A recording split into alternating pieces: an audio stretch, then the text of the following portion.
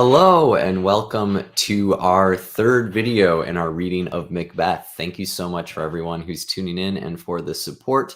Although I do want to remind you that if you have student loans, you should save your money. But thank you so much for the support, or if you're going to have student loans. Anyway, let's dive into our reading of Act 1, Scene 3.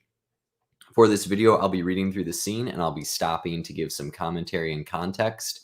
And absolutely, if you have questions, please leave them in the chat. I'll do my best to try and see them. Starts with the witches again. Where hast thou been, sister? Killing swine, sister, where thou? A sailor's wife had chestnuts in her lap, and munched and munched and munched. Give me, quoth I. Aroint thee, witch, the rump-fed runyon cries. So in this first part, the witches meet up and they're talking about where they've been. And the first witch tells us that she comes across a sailor's wife who's eating chestnuts, and she asks for some of the chestnuts. And the wife of this sailor basically says, "Get out of here." And then the witch says something, not too nice about her and about her diet, I suppose, being rump fed. Anyway, here's what the witch is going to do about it. And it gives us a lot of character about the witches. Her husband's to Aleppo gone, master of the Tiger, which is the boat that he has, the ship. But in a sieve, I'll thither sail, and like a rat without a tail, I'll do, and I'll do. So here we have the first little hint at the witch's power, because she's sailing in a sieve, which is something that lets water through it, right? You use it to like drain noodles or pasta or something. So the fact that she can sail on it shows that they can manipulate the physical world or the elements of the physical world. The second witch follows this up with, I'll give thee a wind, thou art kind, and I another. I myself have all the other, and the very ports they blow, all the quarters that they know, I and the shipman's card. So card here means the shipman's compass. So basically everywhere they're going, she's going to control the compass. I'll drain him dry as hay, which means to make him exhausted. Sleep shall neither night nor day hang upon his penthouse lid, which is eyelids. He shall live a man forbid, weary 7 nights, 9 times 9 shall he dwindle, peak, and pine. So live a man forbid means a man cursed, under a curse. And basically, he's not going to be able to sleep. And also, the boat's going to be controlled, so they can't bring it to port. Though his bark, which is a ship, cannot be lost, yet it shall be tempest-tossed, which is a storm.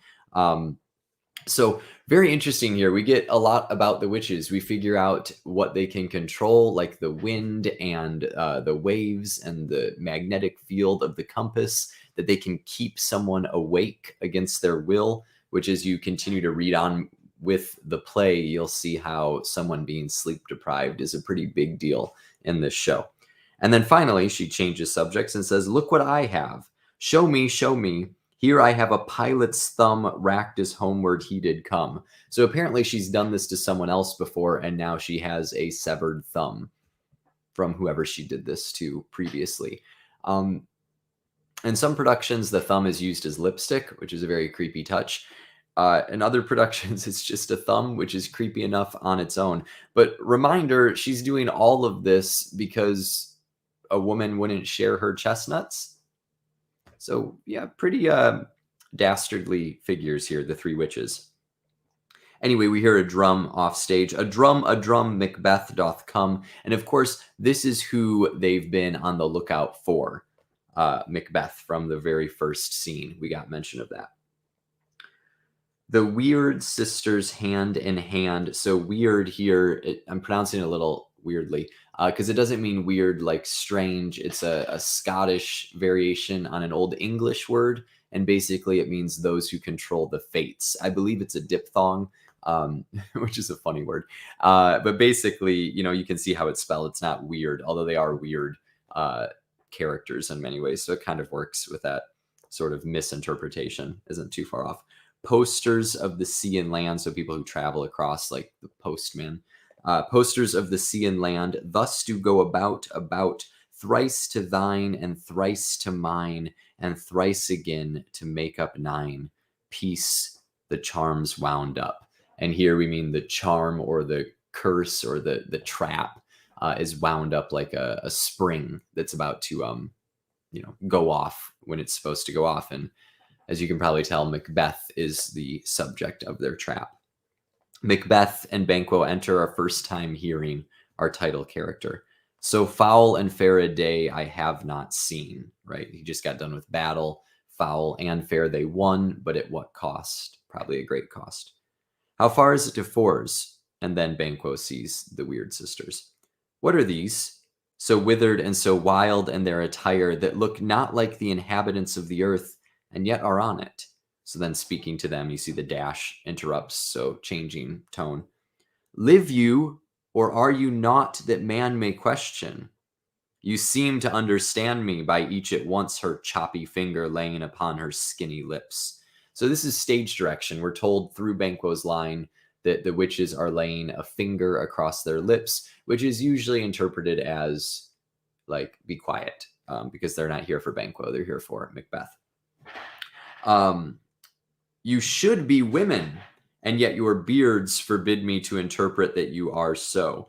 So here we have a description of them, and this usually isn't done nowadays. The witches are usually played by women, but in Shakespeare's time, they would have been played by men. So having the men keep their beards while playing women would have added to sort of the differentness of the witches from the rest of the characters. Speak if you can, what are you? So notice Macbeth barely talks compared to Banquo, but the witches answer Macbeth. All hail Macbeth, hail to thee, Thane of Glamis. And Thane is like a person in charge of a smaller section of the country. You could think of it like maybe a duke or a governor, although it doesn't quite line up with modern politics, but basically someone who has some land and some power.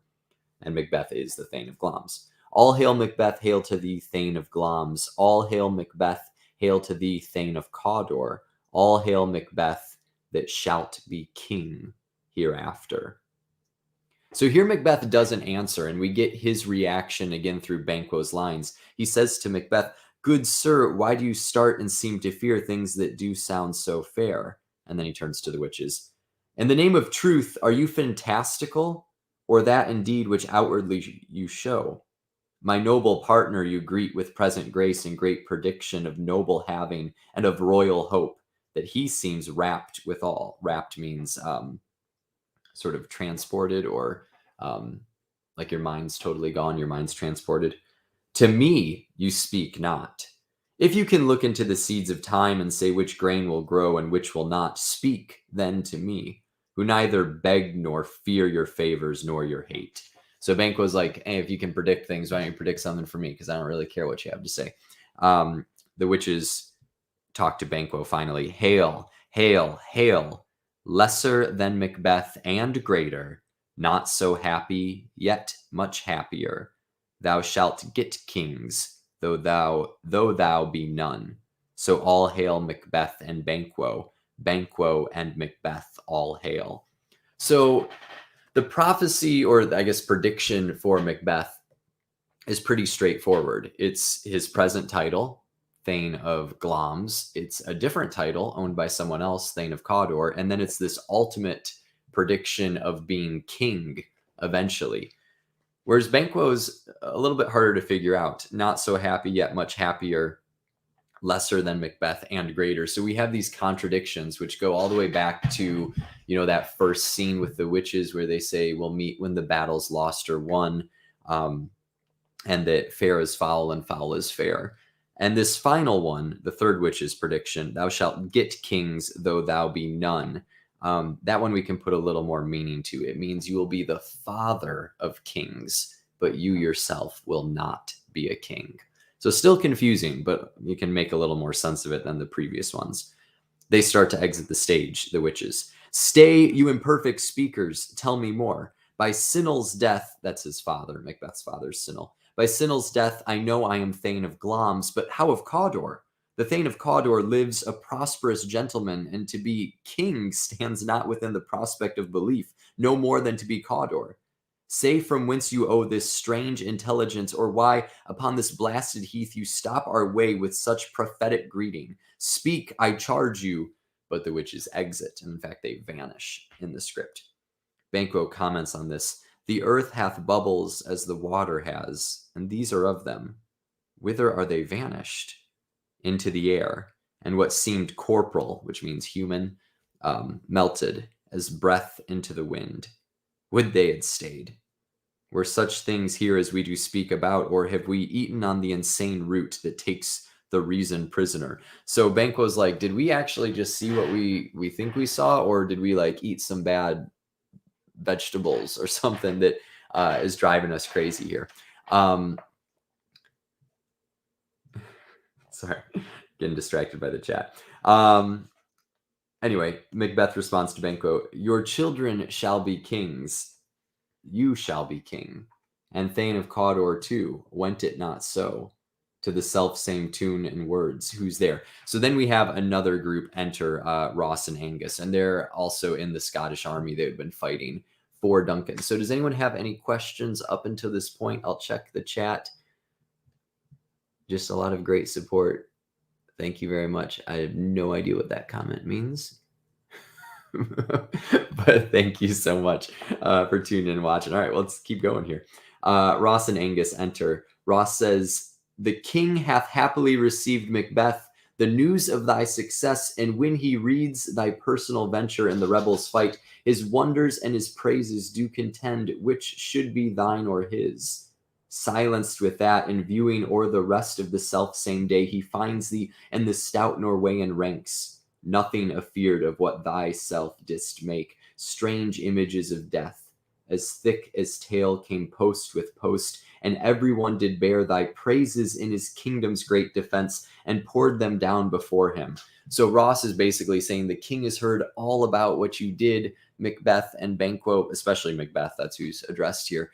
And every report speaks of your valor and that you charged into death itself and helped defeat the rebels and the Norwegian invaders.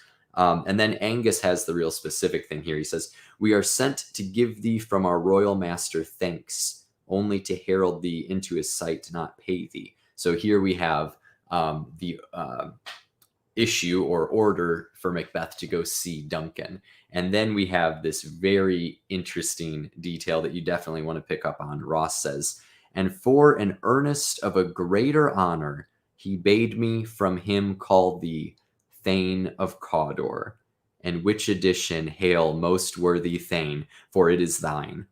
So this is when all of a sudden what the witches said to Macbeth has some measure of validity or chance of being correct, right? They greeted him with his title, which is weird, Thane of Glamis, because he doesn't know them. So why would they know he's Thane of Glamis? But, you can figure things out, even in the pre-internet age, I'm sure. But then they greeted him with Thane of Cawdor, which is not his title.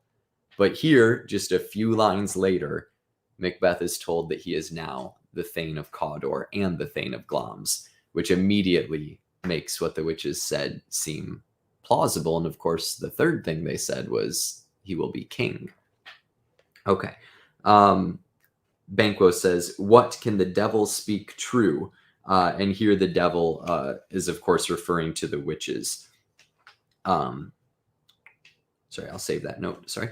The Thane of Cawdor lives. Why do you dress me in borrowed robes? Meaning, like, why am I the Thane of... Someone else is the Thane of Cawdor. Who was the Thane lives yet, but under heavy judgment bears that life which he deserves to lose, whether he was combined with those of Norway, or did line the rebel with hidden help and vantage, or that with both he labored in his country's wrack, I know not, but treason's capital, confessed and proved, have overthrown him.